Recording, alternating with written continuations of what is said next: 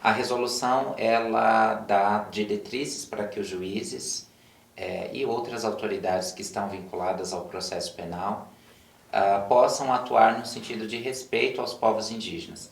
Mas enquanto a gente não tiver outras mudanças mais radicais, e até mesmo desde a base da formação do profissional em direito, no curso de direito, para essa abertura intercultural, a gente vai ter uma resolução que não pega, como você colocou, né? Então, aqui a gente faz em especial uma crítica à formação do profissional em direito. Isso todo estudante de direito no Brasil vai saber atestar. São poucas as ocasiões que nós temos durante a nossa formação de oitiva da diversidade cultural, da diversidade étnica, da diversidade racial, e isso acaba, obviamente, formando profissionais que têm uma dificuldade de entendimento de como agir diante de casos em que indígenas são acusados de prática de crime, por exemplo. Então, a resolução ela é um grande passo, mas ela sozinha não vai transformar a realidade. Quais seriam, em sua avaliação, professor, as principais violações por quais os indígenas passam no sistema penal? Bom, a primeira e mais grave delas, no meu entender, é a invisibilidade. Os indígenas ainda, infelizmente, são encarados na nossa sociedade como incapazes de exercerem os seus próprios direitos, vide ainda a manutenção de um órgão tutelar como é a FUNAI. E esse tratamento que acaba sendo defeituoso em relação ao respeito à dignidade dos povos indígenas vai representar uma deficiência de direitos lá na ponta. Então, dentro do sistema carcerário, a gente tem, além de um racismo provocado por essa invisibilidade, a violência praticada contra os povos indígenas no Brasil. Dentro do sistema prisional, a gente tem alas especiais em que os indígenas são mantidos presos, justamente para evitar casos de tortura ou de violência praticada por outros não indígenas dentro do mesmo contexto e para evitar que eles sejam cooptados pela criminalidade organizada.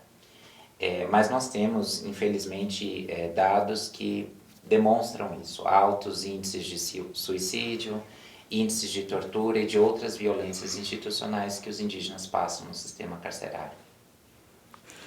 O senhor vê um componente de racismo nas decisões judiciais contra os indígenas, certo?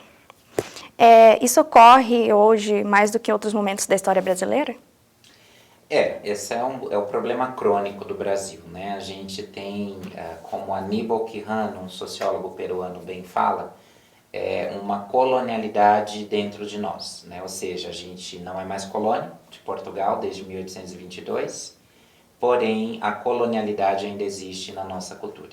O que isso significa? Que nós somos uma sociedade, infelizmente, ainda hierarquizada, que tende a se considerar mais europeia do que brasileira e que, por consequência, acaba provocando uma violência estrutural contra o seu próprio povo. Então, não é de hoje que o racismo vai, em relação aos povos indígenas, provocar essa invisibilidade e provocar as violências institucionais que nós temos também no Poder Judiciário. No meu entender, o direito penal é o espaço de manutenção dessas desigualdades. O juiz, quando declara que o indígena é inimputável, que é um termo específico no direito penal para se referir a uma pessoa que não tem capacidade mental de tomar as suas próprias decisões, quando ele decide com base nesse critério, simplesmente pelo fato do indígena manifestar uma identidade cultural diversa da não indígena, ele está manifestando um racismo. A gente não pode partir do pressuposto de que por serem indígenas e por sermos não indígenas, nós estamos numa posição desequilibrada em que nós estamos por cima e os indígenas estão por baixo. A gente precisa respeitar a diversidade étnica e em decisões judiciais em que isso não é abordado com suficiência, a gente, portanto, tem um racismo secular concretizado mais uma vez.